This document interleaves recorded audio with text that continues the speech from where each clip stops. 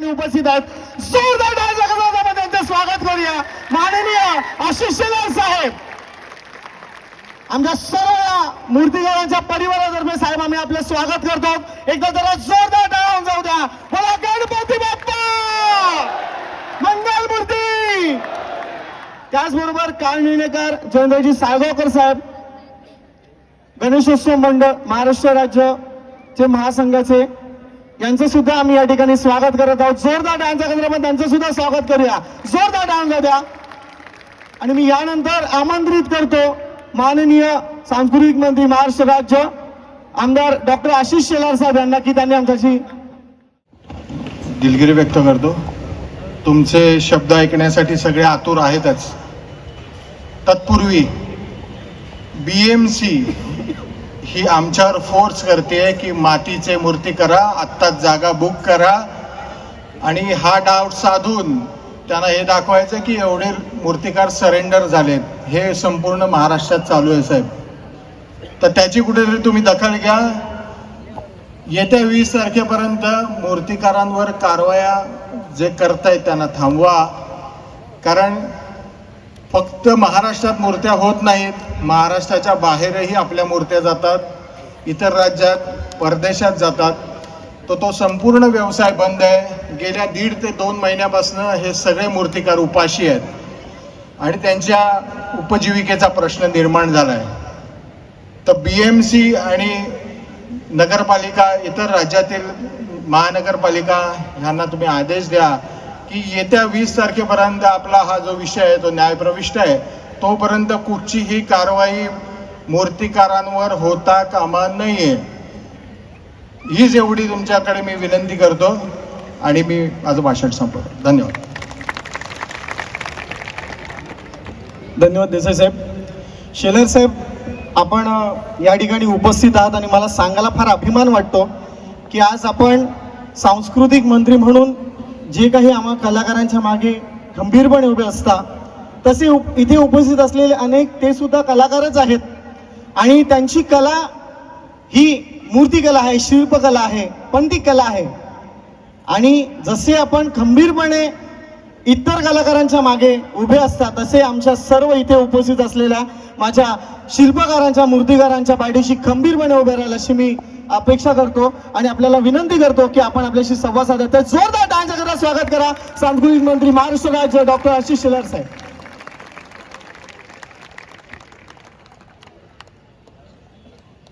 पहिली तर सूचना आहे, मी डॉक्टर नाही, ॲडव्होकेट आहे.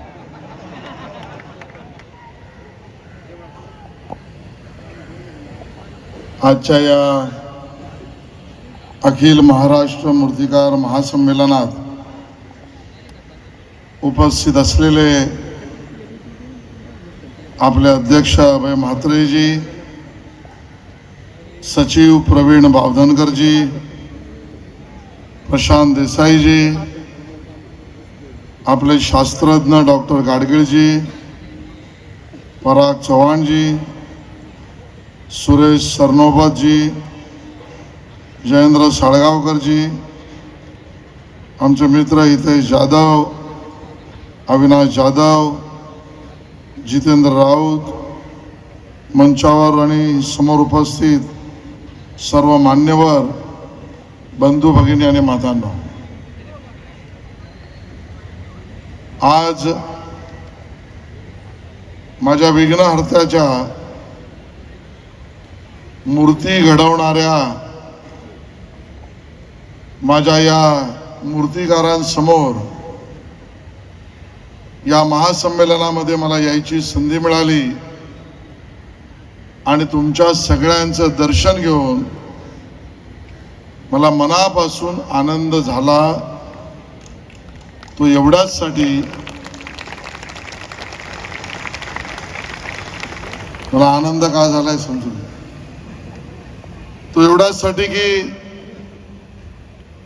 जीवन उद्धाराची आदिशक्ती म्हणजे गणपती आहे. जे लोक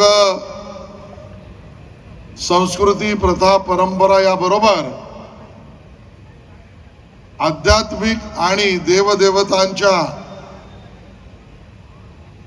अन्य विषयातील उपास्य दैवताचं ज्ञान ठेवत असतील ते माझ्या या मताशी सहमत होतील की प्रत्येक मनुष्याच्या जीवनाचा उद्धार करणारी महाशक्ती ही आमच्या गणपती बाप्पामध्ये आहे. आणि मग ज्या वेळेला यावर विश्वास ठेवला जातो की संपूर्ण निसर्ग, संपूर्ण विश्व ज्या एका गोष्टीत सामावलंय ते म्हणजे ओम, आणि मग त्या ओमची फोड यावर अभ्यास केलेल्या लोकांनी हिंदू संस्कृती जी मांडली आहे ती म्हणजे अ-उ-म ओम. मग या विश्वाची पूर्ण ताकद जर ओम मध्येच असेल तर या ओमची सर्वस्वी ताकद, शक्ती जर कोणा एकात असेल तर ती तुमच्या आणि माझ्या ओंकारामध्ये आहे. आणि ते ओंकार म्हणजे दुसरं तिसरं कोणी नाही, आपला गणेश आहे. आणि आज मी या ठिकाणी कुठल्या राजकीय पक्षाचा कार्यकर्ता म्हणून आलेलो नाही, किंबहुना तशी ताकीद मला मंचावरच्या लोकांनी दिली. काय फरक? आणि म्हणून राजकीय जोडे बाहेर काढून मी आलोय. मी आज आलोय तर एक गणेश भक्त, गणरायाचा कार्यकर्ता आणि गणपतीचा सेवक म्हणून आलेलो आहे. वाटलंच तर सरकार म्हणून बोलेन, सरकारची बाजू बोलणार नाही.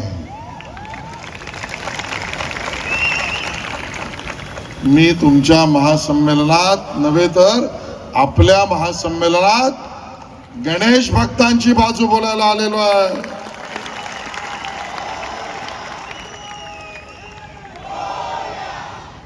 आणि वकील असल्यामुळे मी काय बोलतो याचं मला भान आहे. आणि म्हणून या जीवन उद्धाराच्या आदिशक्तीचे, माझ्या ओंकाराचे, या विश्वाच्या शक्तीचे जर कोणी निर्माते असतील, मूर्ती रूप घडवणारे असतील तर ते पावन हात मला तुमच्या हातात दिसतायत. आणि म्हणून तुम्हाला सगळ्यांना मी नमस्कार करतो. तुमचे हात या माझ्या गणरायाची मूर्ती बनवतात. ज्या गणरायाच्या मूर्ती समोर केवळ 10 दिवस नाही, 10 दिवस तर आमचा उत्सव आहे, 11 दिवसाचा आमचा उत्सव आहे. पण रोज सुद्धा तुम्ही बनवलेल्या मूर्तीच्या समोर नतमस्तक होऊन दिवसाची सुरुवात करणारे या जगामध्ये करोडोनी करोडो लोक आहेत. आणि म्हणून ती ताकद तुमच्या हातामध्ये आहे, ते पावित्र्य तुमच्या हातामध्ये आहे, ती संस्कृती रक्षक तुमचे हात आहेत, ती प्रथा परंपरा पूरक तुमचे हात आहेत, ती लोकांना माया आशीर्वाद देणारे तुमचे हात आहेत. तळटीप म्हणतोय, एवढा हाताबद्दल यापूर्वी कधीच मी बोललेलो नाही. काही लोकांना कळलं नाही. आणि म्हणून तुमच्या हातावर मला अभिमान आहे. आज या सगळ्या महासंमेलनात तुम्ही वेगवेगळ्या विषयावर चर्चा केली असेल. मला मुद्दामून या ठिकाणी सांगायचं आहे, गेली 30 वर्ष सातत्याने गणेश भक्त, गणसेवक म्हणून सार्वजनिक गणेशोत्सव तोही पीओपीच्या मूर्तीचा करणारा हा आशिष शेलार आहे आणि यापुढे करेल.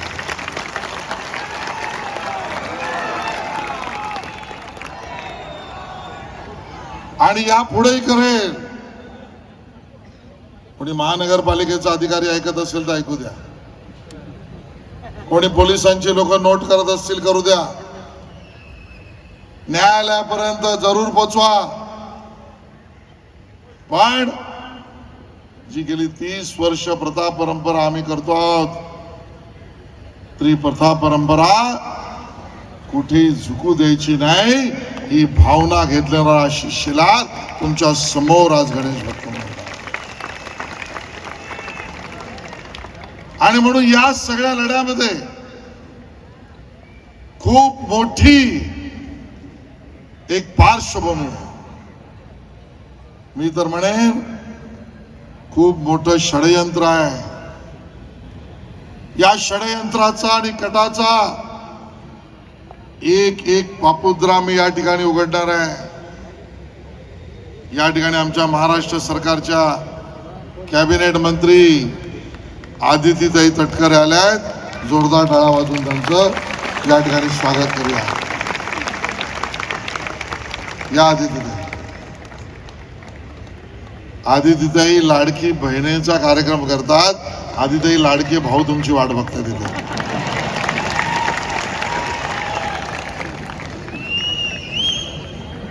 आणि मग एक एक गोष्ट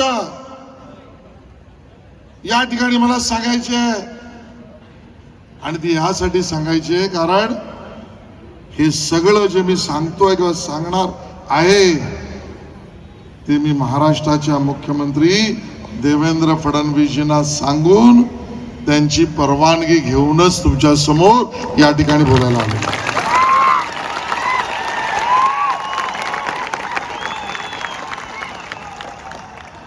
हिंदू सणाच्या विरोधात,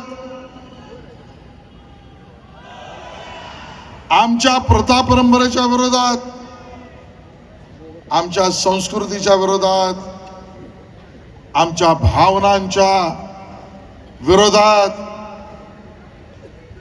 त्या ठिकाणी आमच्या उत्सवाच्या विरोधात दिवसागणिक एक एक कट कारस्थान पुढे होताना मला दिसत आहे. 8वा ते दिवस ज्या वेळेला नवरात्री आणि गणपतीला इवन दहीहंडीला परमिशन घ्यायची जरूरतच लागायची नाही. ना पोलिसांची ना BMCची. चाळीतले आमचे सगळे गोविंदा आम्ही एकत्र यायचो, आयना की बायना करायचो, आमचा थर लावायचो, आमची हंडी फोडायचो, आलेल्यातनं आम्ही आमचा श्रमपरिहार करायचो. ना पोलीस ना कोर्ट ना परवानगी. हा तुमचा बराक इथे कार्यक्रम करतो त्याला विचारा परवानगी मिळायला किती कष्ट करायला लागतं. केवळ गणपतीच्या मूर्त्यांचं एक्झिबिशन विक्री आणि ठेवण्यासाठी. हे दुसरं आक्रमण झालं. मग तिसरं जस्टिस अभय ओक, मी नाव घेऊन सांगतो हितेश, या जस्टिस अभय ओक यांच्या समोर एक पिटिशन दाखल केलं आणि त्या पिटिशन करणाऱ्या ठाण्यातल्या बेडेकरवाल्याने, बेडेकर म्हणजे तो लोणचीवाला नाही हा, आता त्याच्यावर राग काढाल. त्या बेडेकरने ऍप्लिकेशन केलं, सांगितलं हे गणेशोत्सववाले जे आहेत, नवरात्रोत्सववाले जे आहेत, हे गोविंदावाले आहेत, हे माझ्या रस्त्यामध्ये अडकाठी आणतात. अरे वेड्या, त्याला मी म्हटलं गणपती सार्वजनिक सुरू झाला 125 वर्षापूर्वी. अरे रस्ते अस्तित्वात नव्हते त्यावेळेला आमचा सार्वजनिक गणेशोत्सव हा साजरा केला जायचा. रस्ते कुठले अडतायत? म्हणे गोविंदाने अडले, गणपतीने अडले, नवरात्रीने अडले. त्याच्या विरोधात भूमिका महाराष्ट्र सरकार कोर्टात तुमच्या बाजूने मांडेल हे त्या ठिकाणी मी तुम्हाला सांगणार आहे.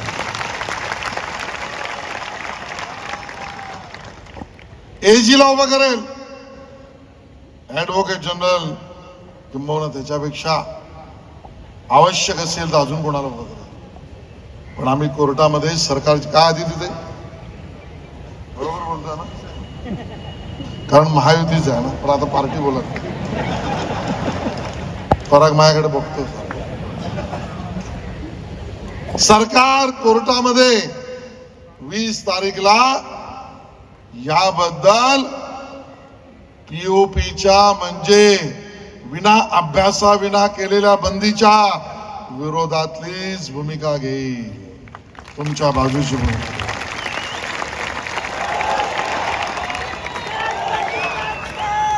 मला ज्या वेळेला ही जाधव आणि आमची सगळी मंडळी भेटली, 10-15 दिवसापूर्वी भेटले त्यांचे वकील मुळे आणि सगळी मंडळी भेटली, मी तोपासून बेचैन होतो की अरे आपण काहीतरी केलं पाहिजे, आपण काहीतरी केलं पाहिजे, काय करायचंय. आणि मग दुसरी गोष्ट माझ्या हातात सापडली, की सभागृहात आदित्यताई तुम्हाला म्हटलं मी मांडतो, ती म्हणजे जर मी दुसऱ्यावर आरोप करतोय की तुम्ही अभ्यास नाही केला, तर पीओपी जर गुजरातमध्ये बॅन नसेल तर महाराष्ट्रात सुद्धा तो पूरक असेल, त्याचा अभ्यास तर केला पाहिजे की नाही, तसा रिपोर्ट हवा की नाही, तशा भूमिका मांडल्या गेल्या पाहिजेत की नाही.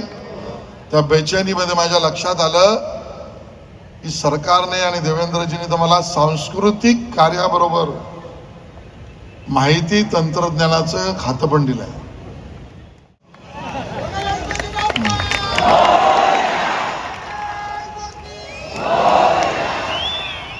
मी रिप्लाय वाचतो, आयोगाच्या वतीने उत्तर आलं, आपण माननीय श्री शेलार साहेब, आपण राजीव गांधी विज्ञान व तंत्रज्ञान आयोगास भेट दिली व आयोगाच्या कामाचे अवलोकन केले, या कार्यक्रमात रुची दाखवली, त्याबद्दल मी आपला आभारी आहे. आपले दिनांक 7 मार्च 2025 चे प्लास्टर ऑफ पॅरिस पीओपीचा वापर व त्या अनुषंगाने उद्भवणारे पर्यावरण व उपजीविकेशी निगडित प्रश्न संबंधितचे पत्र मिळाले.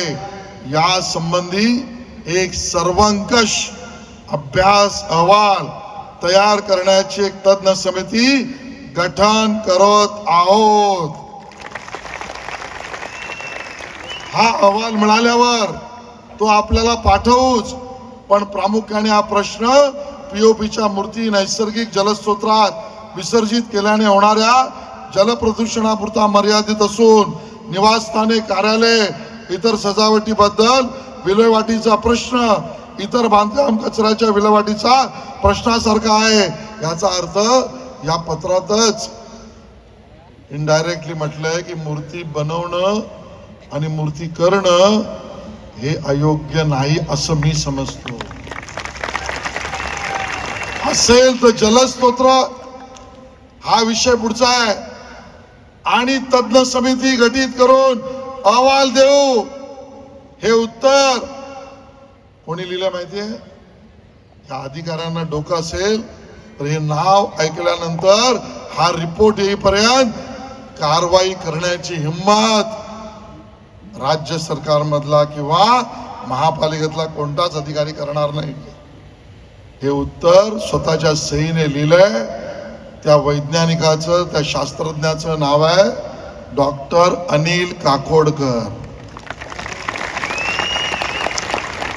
जगात नामांकित असलेल्या अनिल काकोडकरांनी जर तज्ञ समिती नेमली आणि त्याचा अहवाल येत नाही तर डोंबलाची बंदी तुम्ही आणताय, कशाची बंदी तुम्ही आणताय?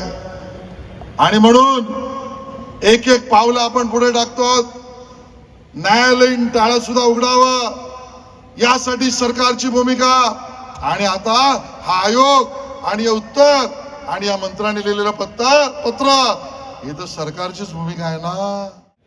त्या केसमध्ये अंतिम निर्णय येईपर्यंत मी आज तुमच्या महासंमेलनानंतर मी आणि आदित्यताई दोघं मिळून आम्ही मुख्यमंत्र्यांकडे जाऊ आणि या निकाल लागापर्यंत कुठल्याही मूर्तिकाराला आणि कारखान्यावर कारवाई करणार नाही हे आदेश सुनीताई सांगणार, हे आदेश सांगणार. आणि नंबर 2, मी स्वतः MPCB ला आता पत्र लिहिणार आहे. आदिताई तुमचंही द्या, कारण भाऊ बहिणीचं एकत्र गेलं तर जरा जोर होतो.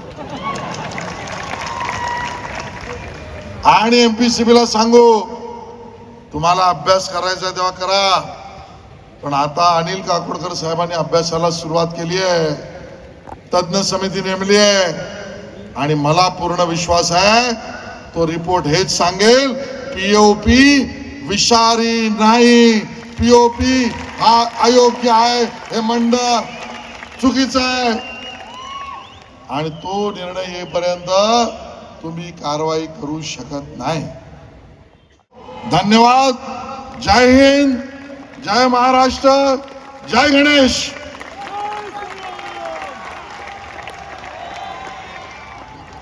धन्यवाद साहेब.